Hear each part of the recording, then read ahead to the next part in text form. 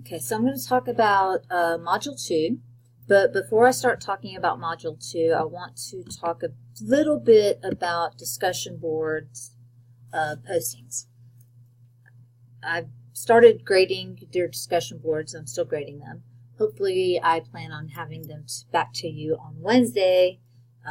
This discussion board will be due this Wednesday, which is the 18th. And then the cross posts are the 22nd. But let's talk about our, how to cite and everything. So this is a document that I'm going to post under resources. So there is, for any type of document, there's a generic format that APA is always going to answer. The who, the what, the when, and the where. The who is your author. The what is the title. The when is your date, and the where is where it came from. So if it's a book, something published, the publisher. If it is a website, the URL. The APA style blog talks a little bit more about this in detail if you care to look. The link for it is right here. Direct quotations need a direct location, i.e. a page number, a timestamp, or a paragraph.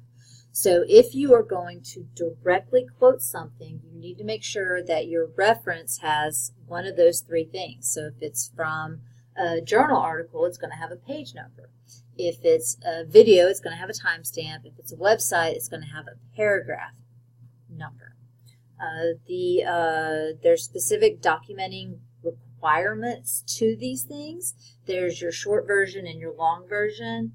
The Purdue OWL has a little bit more about it. Now, I don't know if you'll be able to format in Blackboard for a long quotation because it's kind of weird the way that it's supposed to be formatted. So I don't know if Blackboard can do that. So I'm not going to be particular about that part, but I do want it referenced correctly. Retrieval dates are not necessary unless you are citing something that will change. So, for example, if for some reason you were citing a Wikipedia, that could be subject to change, therefore you would need a retrieval date. But otherwise, if it's reliable information from a reliable website, the information probably will be updated but not changed. You want to keep your direct quotations to a minimal amount. The general rule of thumb is that it should have less than 10% of your, if you were writing a paper, it should be less than 10% of however many words it is. So I don't think you should have more than one direct quotation in a discussion board posting, if that. Your general rule of thumb with direct quotations is if you're going to lose the meaning of what they're trying to say, or if it's said so succinctly that if you tried to paraphrase it, it would be lost as well, then you would need to quote it. Otherwise, you want to paraphrase. With paraphrasing, please cite everything. Anything that you reference needs to be cited. You can't cite an entire paragraph with just one reference. This is plagiarism.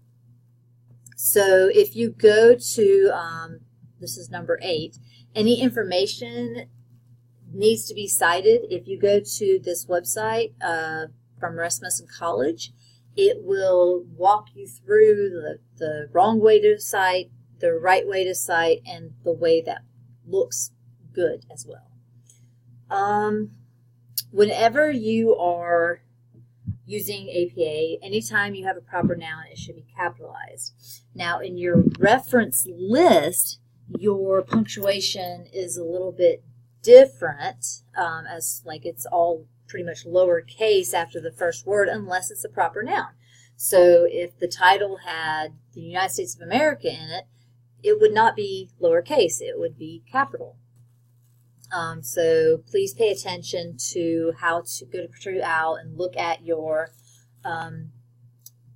way to document for your references as far as the title goes, versus how to capitalize within your reference title and how to capitalize within your discussion board. When you're abbreviating, you want to write the full term the first time, followed by the abbreviation. This is important if you have a word limit that you can't go over. There is no word limit for me, but if you're going to abbreviate, like American Psychological Association, if you're going to abbreviate that, you need to tell me what it is the first time. And then you can do the same with your reference. Your in-text citation, you can do American Psychological Association and then put APA in brackets the first time, and then the succeeding times you can just use APA. Double spacing is not necessary in a discussion board.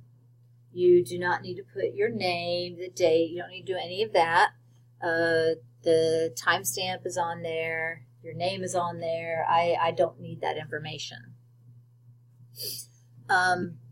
When you are citing your reference and it's a website, please make note that copyright dates are not dates for the article usage.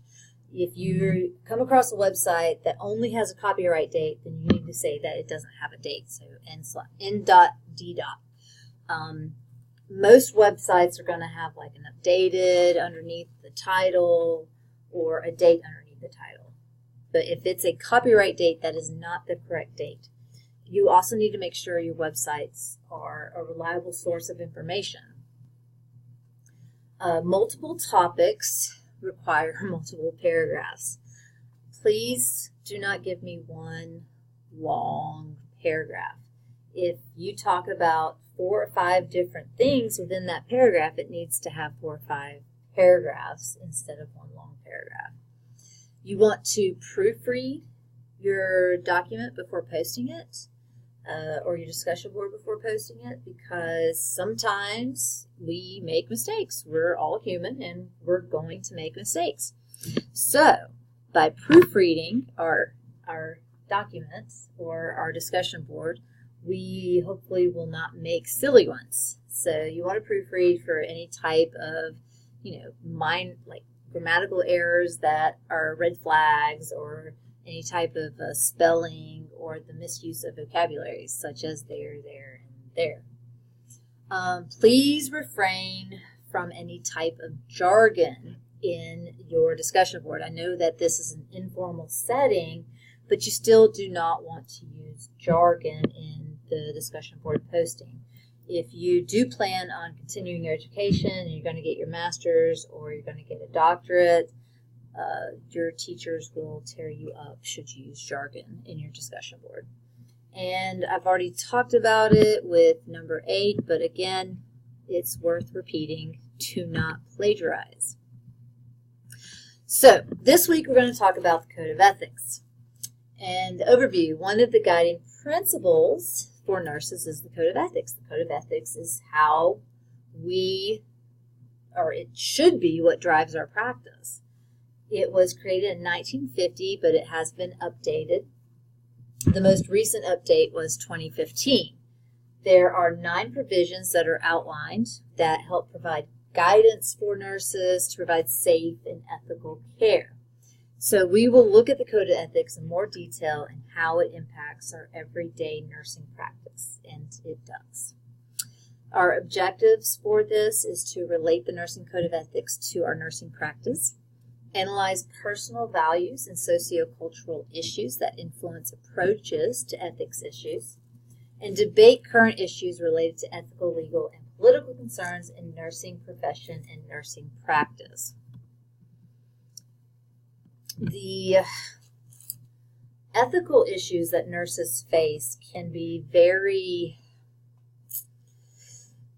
intimidating, I guess. End-of-life issues, they can be a big ethical quandary for many nurses, for many people in the healthcare field, period. But if you use the Code of Ethics to help guide you, it shouldn't be too gray. It probably is going to be some gray.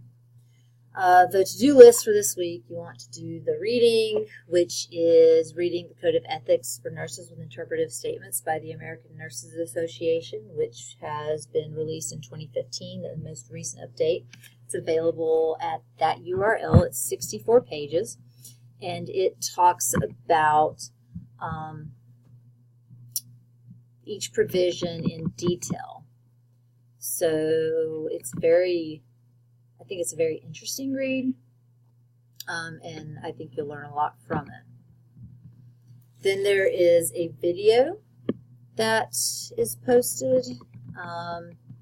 It's about the ANA Code of Ethics. It's kind of short, but there was a second video there that I just recently deleted because it was published in 2014 before the most recent updates. So I apologize for anybody that watched it and feels that they wasted their time. I think the video still is good. It just had some different wording because it was the older provisions instead of the newer ones, but they still are pretty much the same. It's just the newer ones are more contemporary. Our discussion thread, which the initial is due on the 18th by midnight, is to review the Code of Ethics. You want to select one provision from the code and you want to fully explain it. So don't just repeat what the provision is, but talk about in detail about the provision. You want to select an ethical dilemma that you have had in your nursing practice. It can be recent, it can be something that's going on now, or it can be in the past. I know there's some nurses who have been nurses for a little while. They've probably come across quite a few. And how did the provision help guide you? Did it help guide you? Did you know about the provision? I know that in an associate's program, they very briefly talk about the Code of Ethics. I am an associate degree nurse myself, and we very briefly talked about the Code of Ethics because an associate's degree program is all about getting you to pass NCLEX and getting you to practice basically acute care. So they don't talk too terribly much about the Code of Ethics. I've never had a class on just ethics until I went and got my master's and my doctorate. So this ethical dilemma that you've crossed in your nursing practice, I want to know how you handled it, and could you have done anything differently or done anything, could you have done it differently per the Code of Ethics? What do you think the outcome could have been had you done this differently, or do you think you handled it well? Then there's, the grading rubric, what makes a good discussion thread, yada yada. Now, about crossposts, I want to talk about those as well. So when you are discussing, like somebody posted, Provision 3, the nurse promotes, advocates for, and protects the right, health, and safety of the patient. And you want to talk about that. And you want to delve deeper into how the nurse should promote or advocate for, how they should protect the rights. Don't just talk about it, like use references to support any assertion that you make. If you just make assertions, they're just assertions. But if you have documentation backing those assertions up, then that is the crux of, anything really. So please cite in your cross posts as well. Sometimes people have done that, but a lot of times I've noticed that people haven't. So I just want to make sure that you're aware that you should do that in your cross posts. I know a good discussion board, it takes a little while to do.